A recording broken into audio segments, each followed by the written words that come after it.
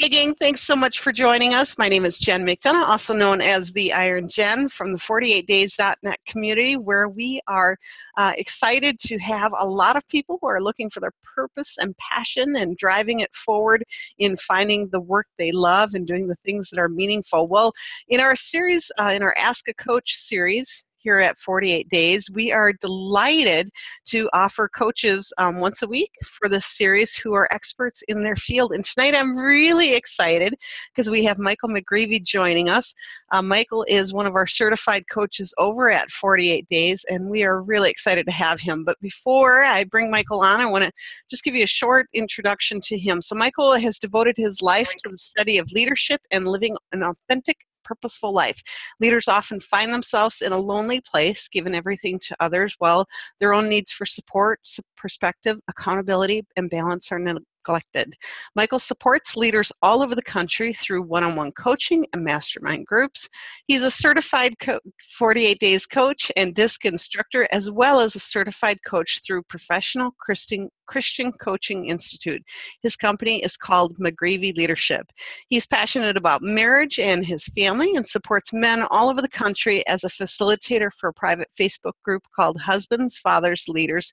He lives in Buffalo, New York with his wife Lydia, son Gunnar, and daughter Skylar. Hey Michael, thanks so much for joining us. Oh, the Iron Jen. It's great to be here. Thanks for having me. We're talking about a really fun topic tonight, and it's using your story to create your future. And I know you work quite a bit in this field and kind of had a story that kind of went along with that. Do you mind sharing? I'd be happy to. Yeah, we're going to get a little bit real here tonight. I hope that's okay. Yeah, definitely. That's what we're here for. Okay, let me paint a little picture of kind of where I started out. So I'm going to jump ahead right to my high school, college years, and I had severe anxiety. Let me just give you an example of what that looked like. So I was the guy in class that when I was called on, I would pretend that I had to go use the restroom so I could run out of the class and hide in the bathroom because I was worried that I would say something stupid, have an anxiety attack, a panic attack, convulse on the floor, and make an absolute fool of myself. And I've had several moments in my younger years where I've had severe anxiety attacks. So fear just completely ruled my life. It, the thought of making something of myself or going after my dreams, I couldn't even entertain that thought for a second because it was so life-controlling. All the things that I was interested in, sports, music, things like that, I didn't even have the margin or the headspace to be able to go for it in those areas of life. So everything in my life suffered. My relationships, my potential, everything. And somehow, I don't know, I made it through high school and college, and I really didn't think intentionally about what I wanted to do or where I wanted to go in life. I was just trying to make it through every day. And so after I graduated from college, I had to get a job, so I started working on a construction crew. So for a few years, I was framing houses. So that's kind of the bones of the house. That's what I was working on. And one day, I was working with a friend on the second deck, and we were pulling some braces off of the gable ends, and he was walking backward. And I remember looking at him right in the eyes, and he stepped backward off of the second floor down into the basement, 2 stories, landed on his head, and was killed instantly. And so here I am, this anxiety-filled, fearful dude, just frozen, not knowing what to do. So I didn't know what to do, but I knew I had to do something. I ran down there, tried to save his life, tried to give him CPR.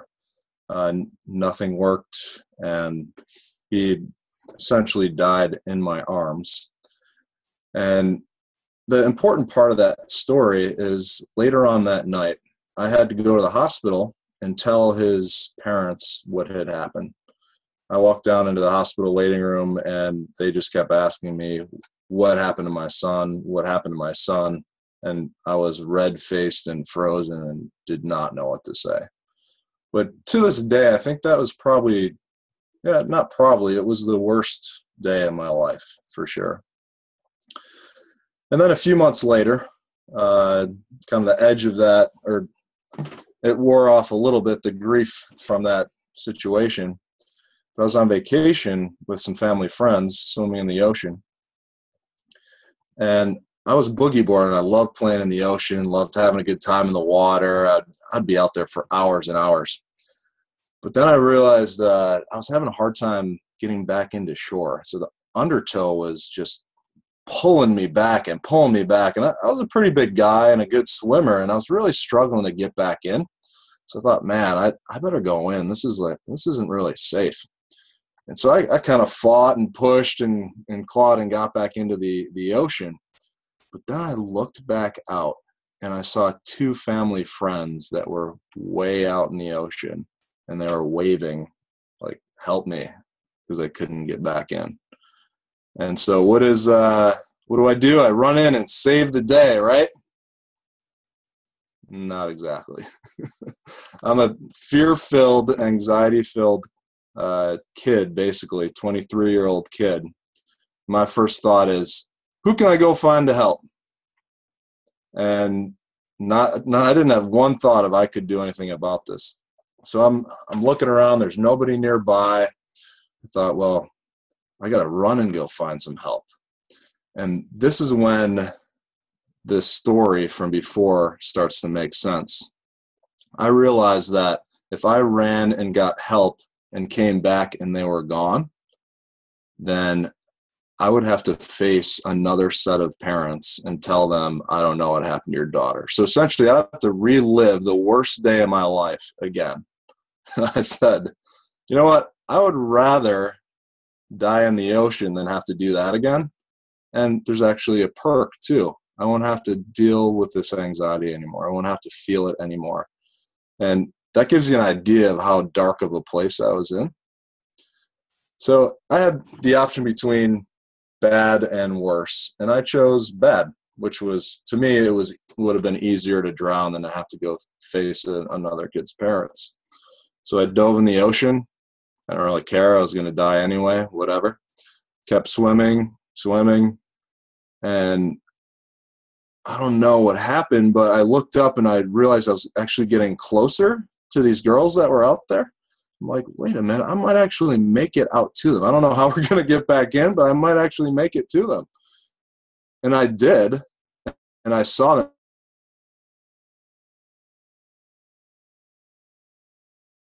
And one of them was crying, and the other one, it came over me, but I guess it was the thought of, whatever, if I die, big deal. But I just said, hey, we are going to make it. Hold on to my shoulders and do not let go, and don't stop kicking until we get back in. And so we started swimming. We were getting crushed by waves, pulled back, thrown to the side, taking breaths, all that stuff. And we fought and fought and fought. And before we knew it, our legs touched the sand. And we started walking, and we made it back into the shore. And after all of that, for the first time in my life, I realized that I had something to offer, that there was some kind of strength in me that I had never seen before. Now, I didn't know what to do with it, but I just believed for the first time, hey, maybe I have something to offer. And then came the next 10 years of trying to figure out how to do that. Wow, Michael, that is, I don't know about you guys listening in, but that just gives you the chills. Absolutely the chills. Were you kind of always an anxious kid growing up? Or did you kind of grow into that anxiousness as you were in your teens? It's a good question. I was always quiet, and it's hard to say how that came on. I think part of it was the church culture I was in at the time, which is a very strict culture.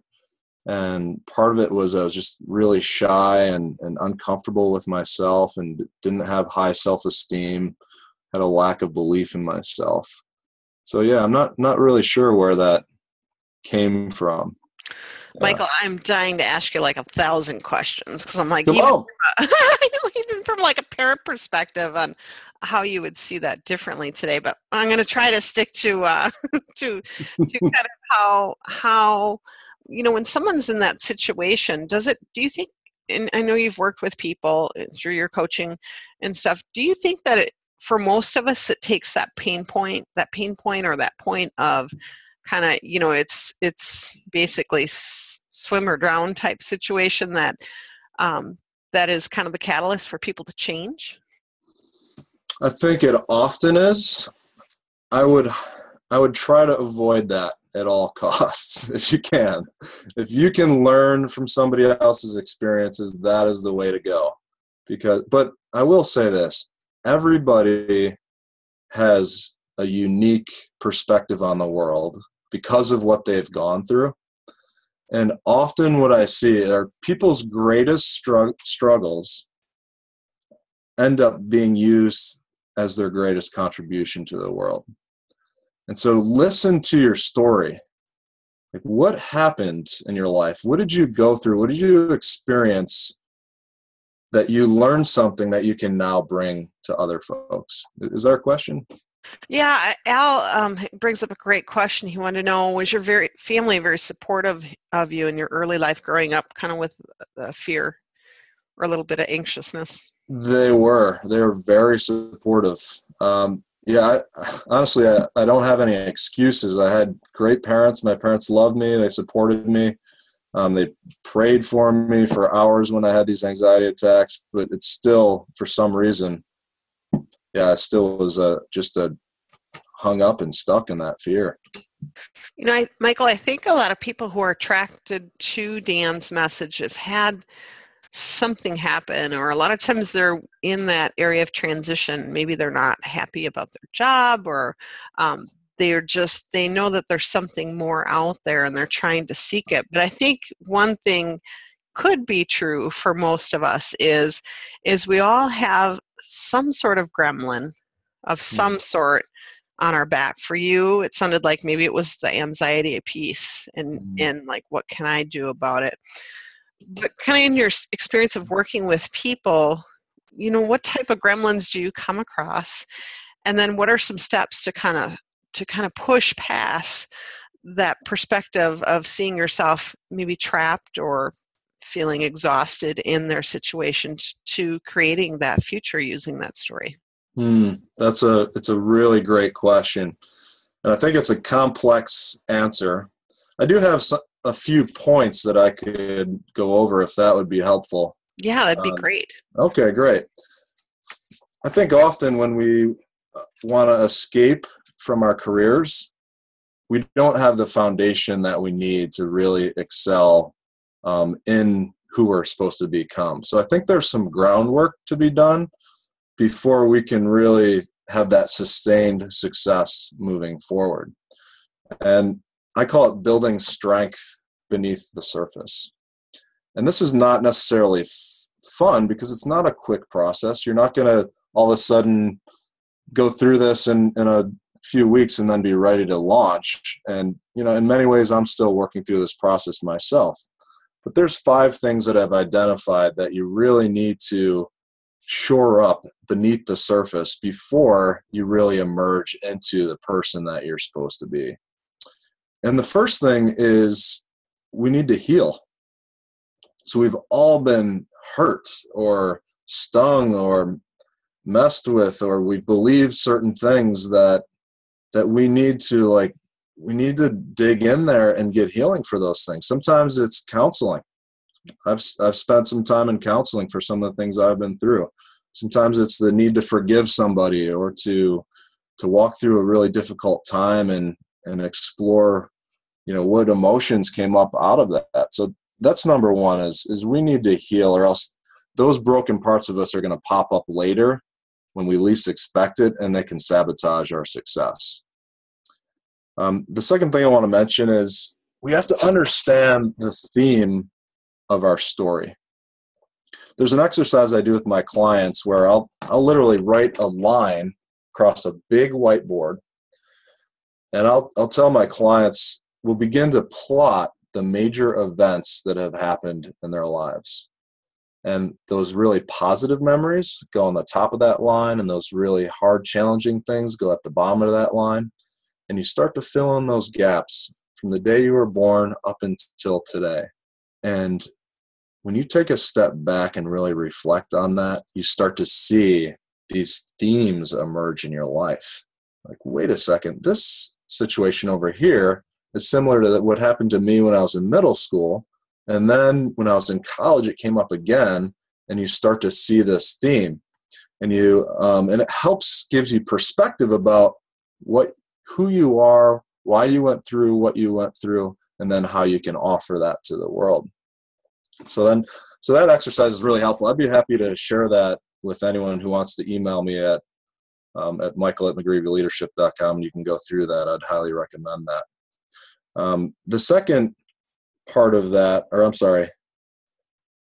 number 3 on that list is what makes you unique. Now, a lot of you folks have taken the DISC profile, and so you kind of have an idea on how you're wired and behaviorally and that sort of thing. Another really important thing I'd suggest is getting very clear on your top 10 values. What truly is important to you, and in what order? You'll ask most people on the street, what are the top 10 things in life that you care about? And they'll say, well, I think family's important. I think my career is important, but yeah, I'll have to think about that. When you have your top 10 values in order written down, your decisions become very easy, because you just run it through that filter of, does this line up with who I am as a person, what I want for life, and what I want my life to be like? And if it doesn't, then it's easy. Okay, well, it might be exciting, but it's not for me. Any questions so far as I move through these? Yes, thank you for asking. I'll ask, and perhaps we can go to the end for this or address it now, whatever you want, Michael, but is having a mentor who works in the same industry as me important? I'm starting my own company and worked in it for the last 5 years. So is that connection piece a part of this? Is that important? Absolutely, and you're right. We're going to get to that in the last point. Good question, Al.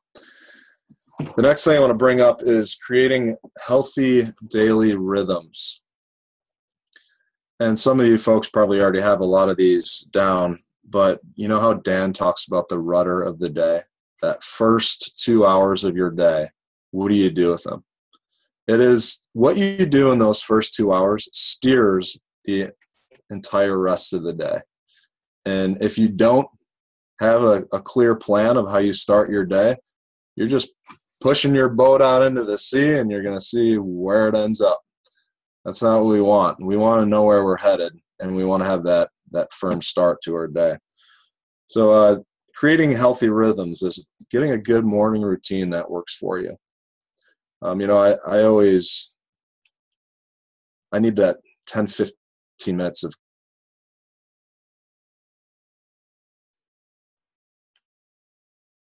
complete silence, especially as a family man, and then go right to my job. And my mind's in a million places. You really have to stop. You got to listen. If you pray, you have to pray. If you're reading a book that's helping you grow as a person, like spend some time reading. Those things are extremely important. A couple of these other rhythm things, and these go along with Zig Ziglar's Wheel of Life. Are you folks familiar with the Wheel of Life from Zig Ziglar? Okay, yeah, he breaks it down into 7 categories, and these different areas of your life, if they're not in check, if they're not at least growing, if you're not taking steps in each area of your life, again, they're going to come back and sabotage you in some way. Like, for example, if you're not exercising, at some point, that's going to catch up with you health-wise. If you're not investing in yourself and intentionally growing, you're not going to know what you need to know to offer value to your clients. If you're not prioritizing your marriage and your family, like, what could a divorce or a breakup do to your business if you're in the middle of it? And I'm not saying that's the purpose of investing in your family and your marriage, but these are all things we have to pay attention to before we take off and go run after our dream. So that fourth point is to create those healthy daily rhythms that help build that strong foundation underneath the surface. And Al, this one's for you. The fifth one is to develop authentic relationships. And yeah, a mentor in your same industry, man, if you can find one that'll speak truth into your life, what a gift that can be. What a gift that is. For me, it's a group of guys that I've given permission to call me out, to hold me accountable. And when I talk about accountability, it's not, hey, you screwed up again this week because you didn't do what you said you're going to do. Like, we all know how that goes. That's not what accountability is meant to be. Accountability is this, to me, in my opinion. This is a friend telling me, hey, Michael, you were made to be this way, and you were made to become this guy, and you said this is who you want to be. And I see these things over here that are not contributing to the guy that you've said you wanted to be. So you've told me to call you out, and I'm just telling you that's what's going on. And if we don't have those authentic relationships, we get stuck in our own heads, and there's a ceiling on where we can go in life. And so it's a delicate process. It's a difficult process. Again, it takes time. It takes investing. It takes trying and failing. I can't tell you how many guys I've taken out for coffee. Some of them thought I was weird. Some of them said, okay, yeah, I'll hang out with you. Other ones were like, yes, I'm all in. And it's not a smooth process. It's kind of messy, but it's worth it. Like, do that. If I had to cross all the other things off the list, I would keep that one, to be honest with you. Okay, so where are we at here? Number 5, we just finished up. So those are the 5. We need to heal. Number 2, we need to understand the theme of our story. Number 3, what makes you unique? So your DISC profile might be Myers-Briggs, your top 10 values. Number 4, creating those healthy rhythms in your life so your success isn't sabotaged. And then developing those authentic relationships is number 5. Michael, go ahead. Sorry. I was going to say on number 1, healing. Do you find that with some personality types, maybe that's a little harder to reach out for that help or think, oh, I don't need healing? Or, and I'm not trying to put people in a box, but sometimes men can be a little bit maybe less reaching out. Not everybody, but do you find that can be obstacle for some sometimes? Oh my gosh, yes. It was an obstacle for me. I didn't want anyone poking around in the dark corners of my life. It's for men. We want to be strong. We want to be looked at. We want to be respected. And if we start to show our weak parts, that can be humiliating for us. So yeah, it's a real struggle. Brene Brown, in her book Daring Greatly, had said women have 2 things they fear typically, and men have a fear, and it's actually one of my fears too, and it's to be considered weak. That is a great fear. So it's just kind of nice to be aware that that's kind of common feeling. Jen, talk about using your greatest struggle for greatness. I mean, your name is now the Iron Jen, and your biggest fear is being weak. That's awesome. Yeah, yeah. It's kind of funny, isn't it? Yeah. But let me just speak to that a little bit. So that's in our society. At some point, men were told that vulnerability is a sign of weakness, and that is one of the biggest lies I've ever heard. It's actually a sign of deep strength, your ability to be vulnerable and transparent. Now, it doesn't mean you should shout it from the mountaintops, but it speaks to that developing authentic relationships piece. If in the right company, you can be vulnerable and you can be transparent about what your struggles are, man, that's a catalyst for growth right there. Michael, I'm sure years ago you probably had a hard time saying the V word, huh? I mean, it's just like vulnerability. What? Yeah. We've got a couple questions that came in. I'll ask, how financially secured should I be before I venture into my business? I currently work as an educator in an elementary school. Yeah, that's a great question. Do you know what your DISC profile is, Al? I'm not sure if he's typing while we're waiting for him. Can we take Okay. another one? Oh, he said INFJ. Oh, Is that INFJ. DISC or Myers-Briggs? It's the Myers-Briggs. Okay.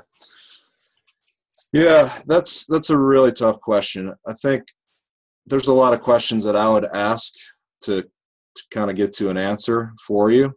One consideration is, how well is your family taken care of? Number one, like the peace in your house, especially in your marriage and with your kids, is really important. If there's a struggle there, a financial strain there, it can sabotage how you come across to your clients too, or the people that you serve, because if someone's under stress or they're worried that they need to close the sale to put food on the table, your clients can sense that. And I know that because I've been there. I've been that frantic person trying to get a new coaching client when I didn't know how I was going to pay the bills. And I would say, if you tend to be more on the adventurous side or more on the spontaneous side, then add some time to what you think, because a little bit of margin is worth a lot. Yeah. And on the other side, and let me just speak to the other side of that too. If you're somebody that is way over prepared, spends way too much time planning, has like enough to live off of until the day they die, but they're still worried, well, what if something happens? I don't know if I should launch. You might need to launch a little earlier. You might need to feel a little bit of that fear. So it is a case-by-case, person-by-person decision for sure. And that's, again, it comes back to those authentic relationships. What type of guy am I? Am I a guy that has analysis paralysis, or do I jump too quickly? And asking those people that are in your life and being willing to hear them and respond accordingly. Oh, great suggestions. Lex says we can get tunnel vision looking at ourselves and can miss what needs healing. Any suggestions for someone who's kind of got that tunnel vision? They're like, whether they just don't want to deal with it or whatever the case may be. Yeah. So often you hear the word counseling, and it's like, well, I don't know, there's nothing really wrong with me. But I don't think that's why you get counseling always. Sometimes counseling is just, I want greater perspective and I want to grow emotionally, so I'm going to spend some time with a counselor.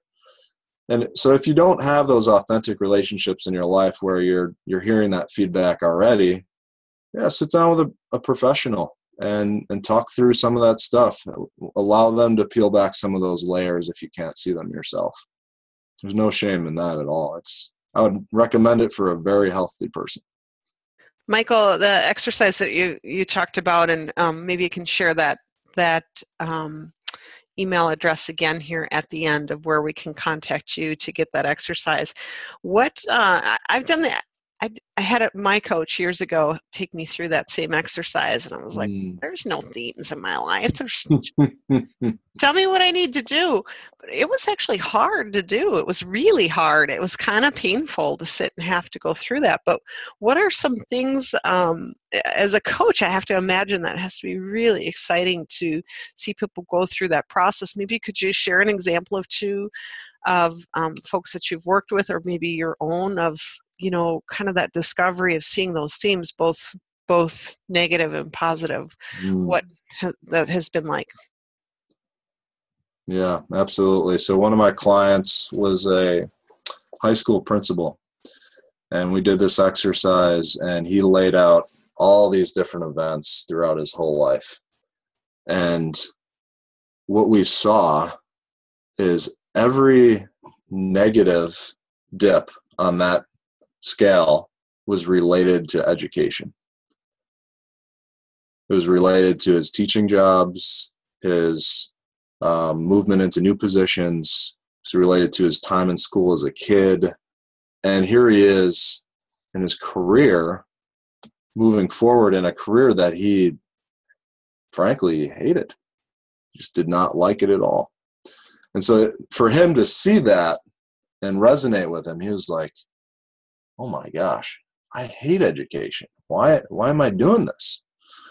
And not education as a whole, but just being employed by a school. And so that's what opened the door to him exploring some completely different opportunities, which he's pursuing those right now. Michael, that is absolutely wild. I bet he almost had to feel blindsided at first, like, what? Yeah, he sure did. What are you talking about? And also, maybe could you share as we wrap up here, Michael? And in fact, if you could share where people can get a hold of you, and then we'll take one or two questions before we wrap up, that would be great. Absolutely. So, you guys can call me if you want to talk to me about this stuff. I'll give you my cell phone number. I mean, you guys are good people. Now, this is going on Dan's video channel. I'll just warn you, Michael. You can share it, but yeah, that's fine with me. It's fine with me. I might regret it later, but hey, why not? Yeah, so my cell phone number is 716-713-2957. And if you're a father and a husband, a great way to engage with what I'm doing is I have a private Facebook group called Husbands, Fathers, Leaders. And we talk about a lot of this stuff every day. And we support each other, and we are vulnerable at times, and we challenge each other to be better in those three areas. So that's one way. Another one is just, you can go onto my website, McGreevy Leadership, and check that out. That's McGreevy Leadership. Or just give me a call if you want to chat. Awesome. Thank you. You have such a generous heart. I'd be like, hey, nobody's getting my cell phone, man. I love you guys, but not on Dan's video channel. So Reginald had a great suggestion regarding how financially secure. Is there a way you can make regular deposits towards your goal until you can go full-time? And I will say, too, if you guys have questions on kind of the financial aspect, we have a great group over at 48days.net. Dr. Jason Kabler leads. It's our finance group. Pop on over there. I know he'd love to have you. But for tonight's call, if you wouldn't mind kind of trying to field that one, Michael, regarding how financially secure, is there a way for you to make regular deposits towards your goal until you can go full-time? Oh, yeah, sure. I think it depends on the industry, of course. Are we specifically talking about coaching, would you say, or? We'll give them just a minute here. Maybe in general. If you're leaping, just say in general from a job to entrepreneurial. And Reginald said this is for Al, but just in general, entrepreneurial too. Yeah. Job to entrepreneurial. Yeah, I would say the first thing I would want to see is proof that the business is rolling pretty consistently already, that you're getting some sales in, you're developing some long-term relationships, and you've done that over a period of, I would say, around 6 months. You'd want to really see the proof of that business over that period of time. And financially, what I'd suggest is this is pretty aggressive, but it really will protect you and help you make this the long run. So I would say have 6 months of living expenses stored away. And that means if you don't make a dime for 6 months, that you can pay your bills for that many months. And if things don't roll along in that period of time, then there might be some major tweaks that you have to make, or you might have to pivot in a different direction. Nice. Well, Michael, I feel like we just barely scratched the surface. Like, this could have been hours. This has been so much fun, and I want to thank everyone for joining us tonight. Before we sign off here, Michael, any last words of wisdom or parting words that you want to leave the group with? I do, and it's negative talk. You are not alone with the negative voices that are in your head about it's not going to work, you can't do it, it's probably not going to happen, or I don't have what it takes. Those thoughts are, I think, pretty normal for everyone, even very successful people. Don't give them any ground. Just cancel those things right out and believe that you have something to offer. You have something unique and special to offer, and just take the next step. That's all you have to worry about is the next step. You don't have to worry about all the steps. Man, this has been so much fun. Thank you so much, Michael McGreevy, for joining us tonight. You are the bomb. Thank you. You guys are awesome. It was so much fun to be here.